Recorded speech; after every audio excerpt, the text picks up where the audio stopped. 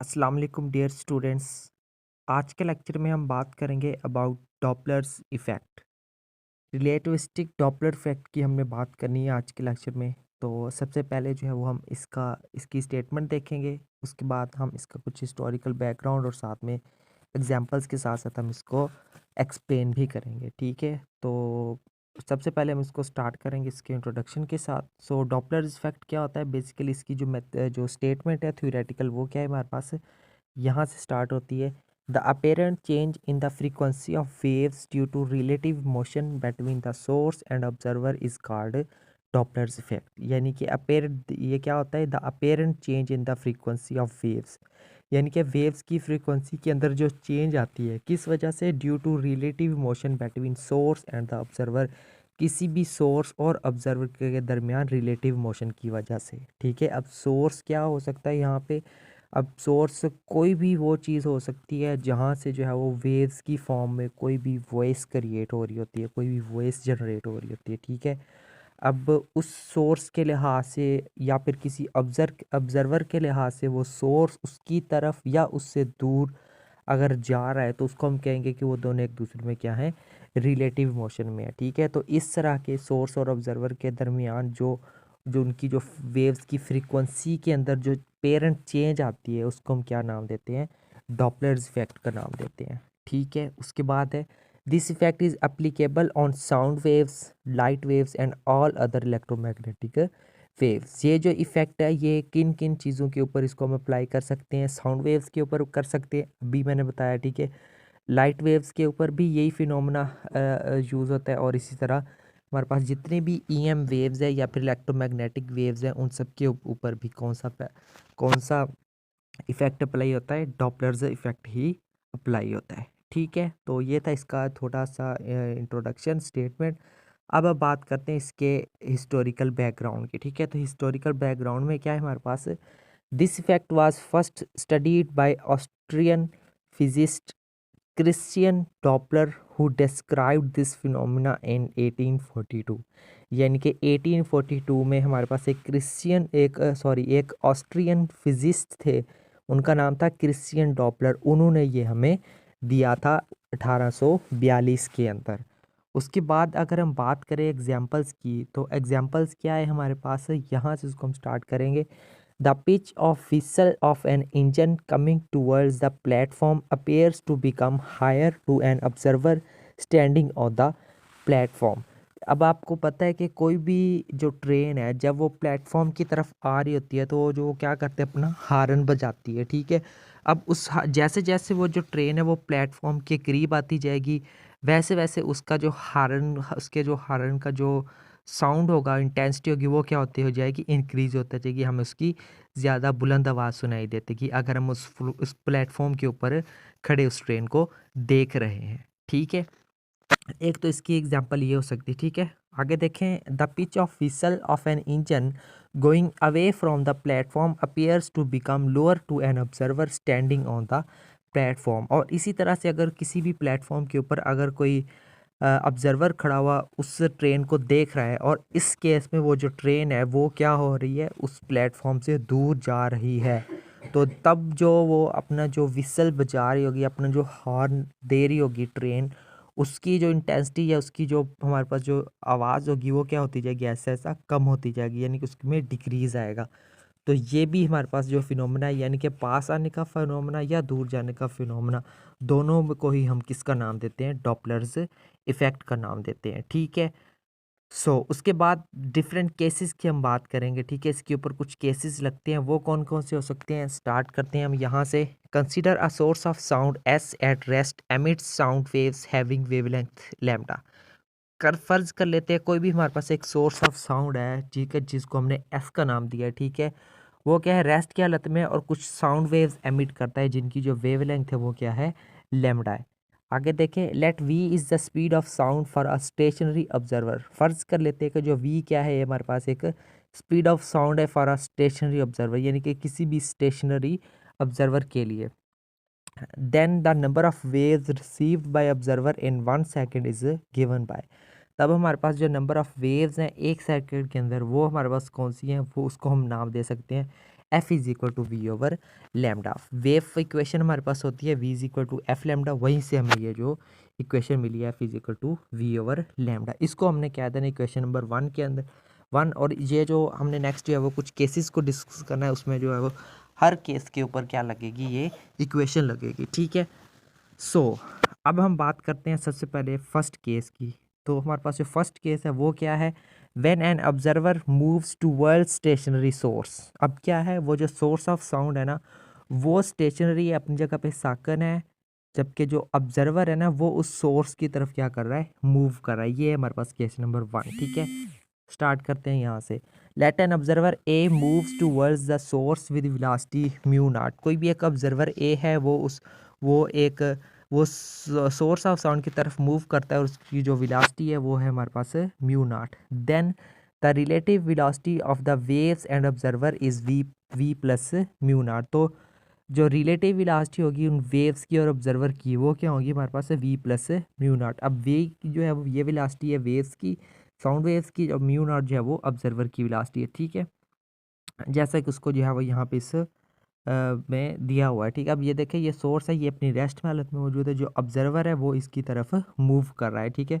ये mu naught velocity के साथ मूव कर रहा है। इसी तरह वो जो सोर्स ऑफ साउंड है वो भी अब साउंड एमिट कर रहा है, ठीक है। तो उसकी जो साउंड है वो डेफिनेटली इसकी तरफ जा रही है, तो वो जिस वेलोसिटी के साथ जा रही है उसको हमने क्या नाम दिया है, वी का नाम दिया है, ठीक है।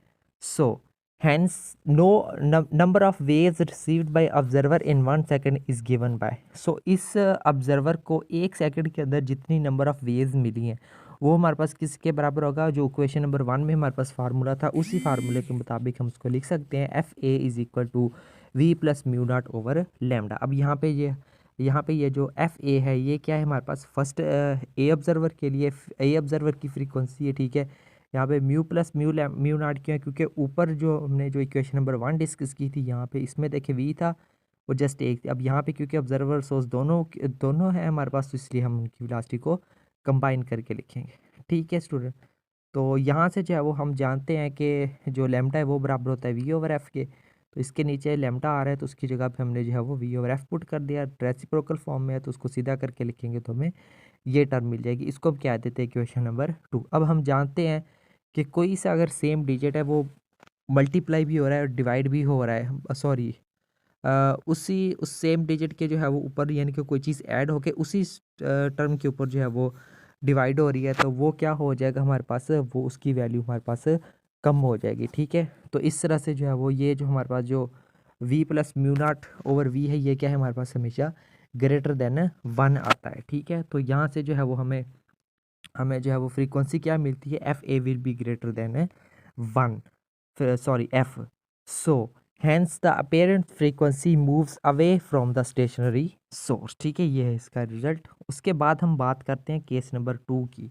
सबसे पहले तो केस नंबर 2 है क्या, वो है when an observer moves away from the stationary source. अब केस नंबर 1 में क्या था, केस नंबर 1 में था हमारे पास जब ऑब्जर्वर जो है वो स्टेशनरी सोर्स की तरफ मूव कर रहा था, जबकि केस नंबर 2 में जो ऑब्जर्वर है, अब सोर्स तो अब भी स्टेशनरी है लेकिन जो ऑब्जर्वर है अब वो सोर्स से अवे मूव कर रहा है, उससे दूर जा रहा है, ठीक है। तो इस केस में देखते हैं क्या है, let observer b moves away from the source with velocity mu naught. फर्ज कर लेते हैं कोई भी हमारे पास ऑब्जर्वर बी है जो कि म्यू वेलोसिटी के साथ मूव कर रहा है, यानी कि अवे मूव कर रहा है, उससे दूर जा रहा है, ठीक है। Then the relative velocity of the sound and observer is v minus v. अब वो क्योंकि इससे दूर जा रहा है तो उसकी जो वेलोसिटी क्या होगी, वी माइनस म्यू नॉट होगी, ठीक है। जैसा कि इस फिग में देखिए आपको दिखाया गया है, ठीक है। सो thus the number of waves received by observer in 1 second is given by। तो 1 सेकंड में नंबर ऑफ वेव्स हमारे पास किसके बराबर होगी, बी ऑब्जर्वर के लिए, f p is equal to v minus mu naught over lambda. अब लैम्डा की जगह पे हम फिर से वी ओवर एफ पुट कर देंगे, ठीक है। जब हम वी एफ पुट करेंगे यहाँ पे उसका रेसिप्रोकल लेंगे, उस इक्वेशन को सीधा करके लिखेंगे तो ये हमारे पास क्या बनेगी, ये इक्वेशन आ जाएगी, ठीक है। और हम जानते हैं कि इस टर्म का जो आंसर है वो हमेशा क्या आएगा, लेस देन 1 आएगा, ठीक है। तो इस तरह से हमारे पास जो एफ बी है ये क्या आएगी हमारे पास, लेस देन एफ आएगी, ठीक है। So hence the apparent frequency of sound heard by the observer will decrease. So next हम बात करते हैं केस नंबर 3 की। तो केस नंबर की सबसे पहले तो स्टेटमेंट देखते हैं, वो क्या है हमारे पास, the source moves towards stationary source. अब क्या है, अब जो सोर्स है वो स्टेशनरी ऑब्जर्वर की तरफ मूव करेगा। केस नंबर 1 क्या था, उसमें जो सोर्स था वो साकन था, ऑब्जर्वर उसकी तरफ मूव कर रहा था। केस नंबर 2 था हमारे पास, जो सोर्स था वो तब भी साकन था, बट जो ऑब्जर्वर था वो उससे दूर जा रहा था। और केस नंबर 3 में अब काम उलट हो गया। अब इसमें क्या है, जो ऑब्जर्वर है वो रेस्ट की हालत में आ गया है और जो सोर्स है ना वो उसकी तरफ मूव कर रहा है। ठीक है, अब इस केस में देखते हैं क्या बनता है हमारे पास। सो यहाँ से इसको स्टार्ट करते हैं। When the source moves towards the stationary observer c with velocity mu s, then waves are compressed and wavelength decreases. इस केस में क्या होता है, जब सोर्स जो है वो जब जो सोर्स है वो मूव करता है स्टेशनरी ऑब्जर्वर सी की तरफ, तो उसमें जो वेलोसिटी है वो क्या है, म्यू एस है। और इस केस में जो है वो जो वेव्स है वो क्या होती है, कंप्रेस होती हैं, और इस तरह से उनकी जो वेवलेंथ है वो क्या होती है, डिक्रीज होती है। In this case the waves are compressed in a distance equal to v minus mu s in 1 second. और वो जिस लिहाज से कम होती हैं वो हमारे पास क्या है, v माइनस म्यू एस के बराबर उसको ले लेते हैं। ठीक है, जैसे कि यहाँ पे फिगर में दिए हमारे पास कोई एक सोर्स है, रेस्ट की हालत में मौजूद है, ये कोई सोर्स है, ये अब इसकी तरफ मूव कर रहा है। अब जैसे जैसे ये मूव करता जाएगा, ये जो वेव्स हैं, खुली खुली वेव्स हैं, ये यहाँ पे क्या होना चाहिए, कंप्रेस्ड होना शुरू हो जाएंगी। ठीक है, सो आगे देखें, दस the wavelength of sound waves for observer is, तो उस ऑब्जर्वर के लिए जो वेवलेंथ है वो क्या होगी हमारे पास, ये होगी। ठीक है, इसको हम क्या देते हैं, क्वेश्चन नंबर 3 का नाम दे देते हैं। यहाँ से जब इसको हम थोड़ा सा सेपरेट करके यहाँ पे ये लिख सकते हैं, या फिर हमें ये इक्वेशन भी मिल सकती है। अब ये इक्वेशन हमें क्या बताती है, hence the number of waves received by observer c in 1 second is, तो वो क्या होगी हमारे पास, f c is equal to v over lambda c from equation number 3। Equation number 3 में जो है वो हमारे पास लेमडा की वैल्यू मौजूद है, लेमडा सी की ये वाली वैल्यू। ठीक है, उसकी जगह पे इसकी वैल्यू पुट कर दी यहाँ पे। ठीक है, रेसिप्रोकल लिया तो हमें ये इक्वेशन मिली। ठीक है, अब हम जानते हैं कि ये वाली जो टर्म है, जो इसका आंसर है वो क्या आएगा, हमारे हमेशा हमारे पास ग्रेटर देन 1 ही आएगा। सो यहाँ से जो एफ सी है वो हमें क्या मिला है, ग्रेटर देन एफ मिला है। तो हम इसका रिजल्ट क्या लिखेंगे, hence the parent frequency of sound heard by observer will increase. ठीक है स्टूडेंट्स, तो अब हम बात करते हैं केस नंबर 4 की। तो केस नंबर 4 क्या है हमारे पास, when source moves away from stationary observer. अब जो सोर्स है वो क्या होगा, स्टेशनरी ऑब्जर्वर से दूर जाएगा। तो इस केस में देखते हैं क्या है, when the source moves away from the observer d with velocity mu s, then waves are expand and their wavelength is increased. In this case, the waves expand in a distance equal to v plus mu s in 1 second. ठीक है, तो ये है हमारे पास case. ये वही जो है वो एक सोर्स है वो रेस्ट के हालत में मौजूद, और जो सोर्स है वो पहले यहाँ पे था तो उससे दूर जा रहा था, तो वो उसने लैम्डा डेल जो उसने डिस्टेंस कवर करके वो वहाँ पहुँच गया। ठीक है, अब केस नंबर 3 में जो वेव थी वो कंप्रेस हो रही थी, बस इसमें क्या होगी, वो हमारे पास से कंप्रेस नहीं होगी, सो एक्सपैंड होंगी हमारे पास। ठीक है, यहाँ पे से देखें, दस the wavelength of sound waves of observer D, तो उस ऑब्जर्वर डी की जो वेवलेंथ है वो तो हमारे पास यही होगी। ठीक है, इसको हम क्या देते हैं, क्वेश्चन नंबर 5। सो इसको थोड़ा सा सिंप्लीफाई करके अब इस फॉर्म में भी लिख सकते हैं। ठीक है, तो आगे देखिए यहाँ से, when mu s over f is equal to del lambda increase in wavelength in 1 second called Doppler shift, यानी कि इसको हम क्या कहते हैं, इस टर्म को हम कहते हैं डॉपलर शिफ्ट क्या नाम देते हैं। ठीक है, शार्ट क्वेश्चन एमसीक्यूज के लिए आप इसको देख सकते हैं।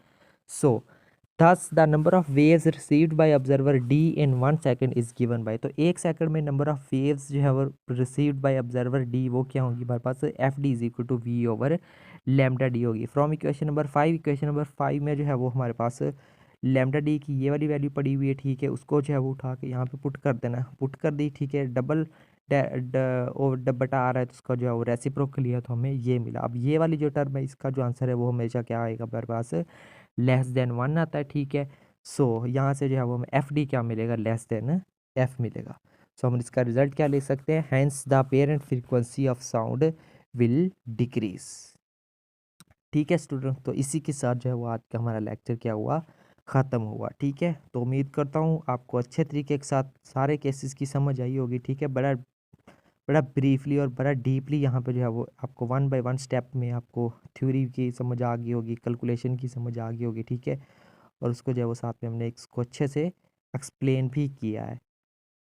सो उम्मीद करता हूँ कि अब जो है वो डॉपलर इफ़ेक्ट में तो किसी स्टूडेंट को कोई मसला नहीं आएगा, क्योंकि ये जो है वो इसको आपको बहुत ही अच्छे हैंड रिटन नोट्स के साथ-साथ आपको जो है वो एक इसकी एक्सप्लेनेशन भी प्रोवाइड की है।